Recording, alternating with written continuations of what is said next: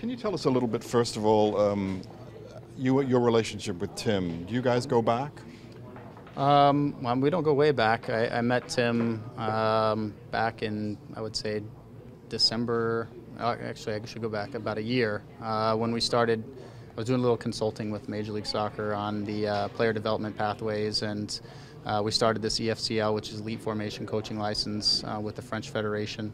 And I was not attached to a club at the time, so I was working with the MLS along with sort of my background in French football to help translate some materials and do some different things to get the course going, and that's sort of where Tim and I met. And I was in and out of sort of New York, and obviously he was sitting in on the course that I was involved with, so we had some time to interact.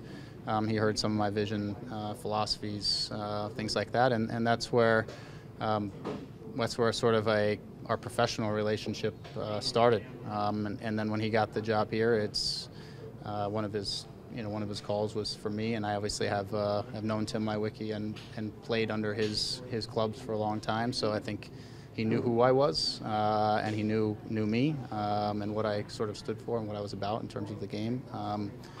And that's where it's been. I mean, and then I got here, and then we've been all working together to try to drive the club forward. But that's the relationship, and that was probably the timeline, really. One of the things that Tim mentioned was analytics, which obviously, as you know, is a hot topic in hockey right now. Mm-hmm. It's also available in soccer. Is that something that you obviously believe in and is part of your toolbox? Yeah, I do. I think, we have obviously our eye, and we watch a lot of things, but I think analytics are very useful, especially in managing workloads and helping the players prepare week in and week out and knowing where they are, trying to help in terms of injury prevention, but also looking at performance. And sometimes the numbers will tell us things that maybe we didn't catch, maybe things that we should consider more strongly. They aren't the be-all, end-all to things, but I think they're great to take a look at, to know that they're there, to be strong discussion points, and to make sure that we're covering all bases. I think it's taking all information in that you can possibly get to utilize in a way that you can be successful. Which players weren't being utilized successfully based on those numbers? Have you taken a look at them yet? I wouldn't indicate it or put it down to exactly a player that wasn't successful. I would say that in general, it's what you see when you're on the field in a lot of ways. You know, the ground covered, the sprints that are put in, those types of things. What we're seeing is a team that has more, right? Players who have more to give, and we need to continue to push them, and they know that, and they're ready for the challenge. You're inheriting a team that is 9-9-6 and 1 win away from a franchise high for season wins, but you got some injuries. You don't have much time to bring in new players with various deadlines, and apparently your star striker may or may not be here. You obviously like a challenge. You're kind of jumping in the deep end, are you not? Yeah, there's a challenge there, but I do believe in the group. As far as I'm concerned, Jermaine is still a part of our team. I hope I get the opportunity to speak with him and talk to him about the future and the vision, and I hope he finds the attachment to the club and wants to come back and help this situation be successful. But I look at the group, and I think we have some injuries. Those guys are going to get better. None of them are season-ending or anything. Those guys are going to recover, and we'll get them back. We have some call-ups and some guys that are away this week, which just creates another challenge. So we have a short group this week, and we have a short week. So the key for me is what I'd like to see out of the next game is just a change in energy and a change of sort of. I don't want to say commitment, because I think the guys are committed, but I want to see us get out and really push for each other and work together and work for each other and be a little more aggressive in belief. Did you run the team today? Was there a session, or was it just a recovery session? The guys just recovered today.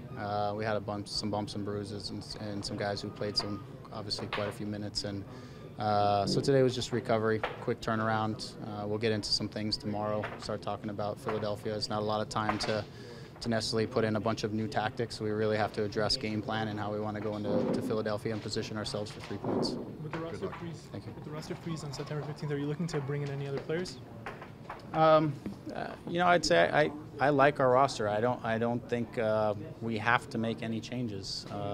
So I think we'll see what's there, and we'll see, again, as I think Tim sort of mentioned, as long as guys are healthy and we don't have to cover positions and do things like that. I feel like the group we have as a group can take us not only into the playoffs but deep in the playoffs, and we'll see what happens. You know how the league works. You get yourself in, and it's a whole new season.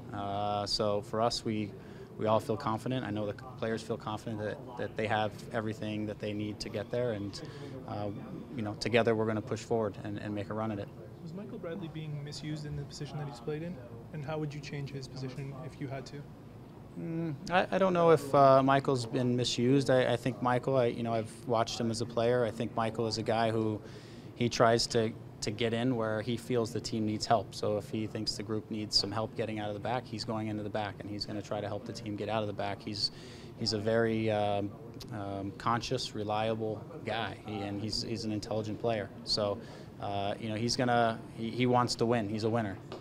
So if he feels like the team at the time needs a little this or needs a little that, he's going to jump in and try to get it done. You know, so you know, kudos to him. You know, I think the whole team is like that, right? I think the whole team is willing to be those guys and are willing to help each other and push together. And for us is to bring together a real clear collective plan for them so that they can help each other and that they can work together and share the load and get some results and be successful.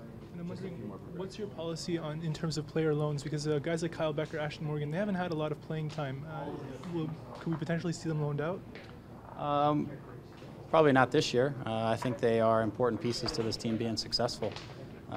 So they're away right now. You know, I'd love to have them here right now, to be candid, because I think they're important pieces in this week. But you know, we are 100% supportive of the Canadian Association, and these guys are they're good players and they're important to that association. So we support them. At the same time, I think they're really key pieces to this team and us being successful this year.